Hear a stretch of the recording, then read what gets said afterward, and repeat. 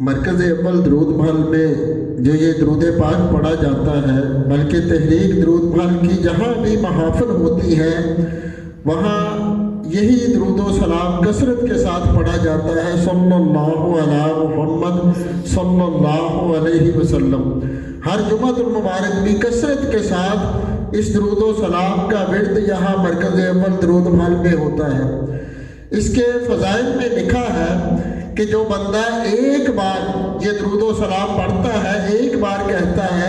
صلی اللہ علیہ محمد صلی اللہ علیہ وسلم، تو اللہ تعالیٰ اس پر 70 دروازے رحمت کے کھول دیتا ہے۔ ایک جگہ لکھا ہے کہ جو بندہ یہ درود و سلام پڑھتا ہے اللہ تعالیٰ لوگوں کے دلوں میں اس کی محبت پیدا کر دیتا ہے۔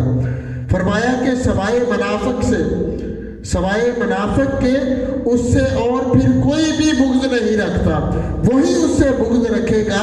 جس کے دل میں منافقت ہوگی۔ ہر بندہ جس کے دل میں سرکار کا عشق ہوگا، محبت ہوگی، درود و سلام پڑھنے والا ہوگا، مومن ہوگا، مسلمان ہوگا، ہر وہ بندہ یہ درود و سلام پڑھنے والے سے محبت کرنے لگ جائے گا۔ ملک شام سے آقا علیہ السلام کی بارگاہ میں ایک بار آپ کے ایک صحابی، آپ کے غلام حاضر ہوئے اور عرض کرتے ہیں کہ یا رسول اللہ صلی اللہ علیہ وسلم، میرے والد،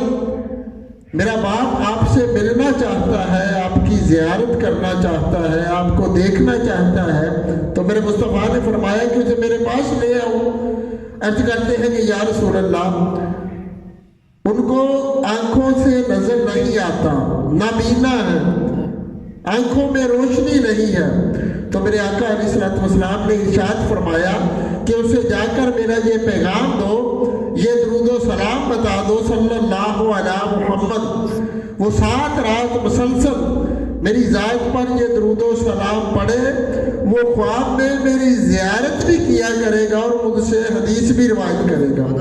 وہ صحابی فرماتے ہیں کہ میں نے جا کر یہ پیغام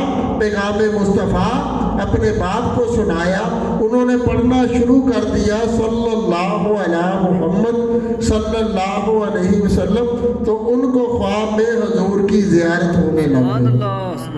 اور میں نے یہاں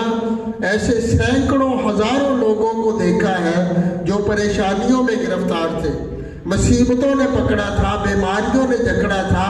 ڈاکٹروں کے پاس دن رات چکر لگتے تھے، دوائیاں کھاتے تھے، مگر سکون نہ آتا،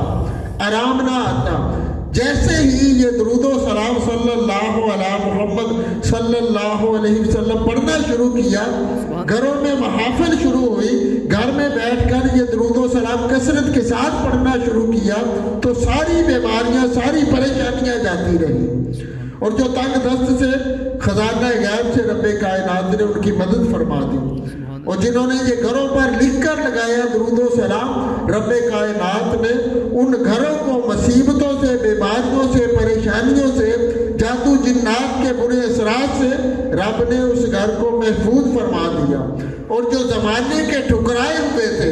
در در کی خاک چھانتے تھے، در در کی ٹھوکریں کھاتے تھے، کسی کا اگر رشتہ نہ ہوتا تھا، بیماریاں نے پکڑا ہوا تھا، کاروبار نہ چلتا تھا، دن رات پریشان رہتے تھے، جیسے ہی یہ درود و سلام صلی اللہ علیہ محمد صلی اللہ علیہ وسلم پڑھنا شروع کیا تو رب نے دنیا جہان کی ساری نعمتیں، ساری عزتیں ان کے قدموں میں ڈال دی۔ تو اگر آپ بھی یہ ارادہ کر لیں اسی وقت کہ ساری زندگی اس درود و سلام کا ورد کرتے رہیں گے، کرتے کرتے قبر میں جائیں گے تو خدا کی قسم قبر میں بھی میرے مصطفیٰ کا دیدار ہو جائے گا۔ اور کل قیامت والے دن میرے آقا علیہ السلام اپنے دست شفقت سے پکڑ کر ہم گناہگاروں کو داخل جنت کر دیں۔ اللہ اکبر، اللہ اکبر، اللہ اکبر، اللہ اکبر۔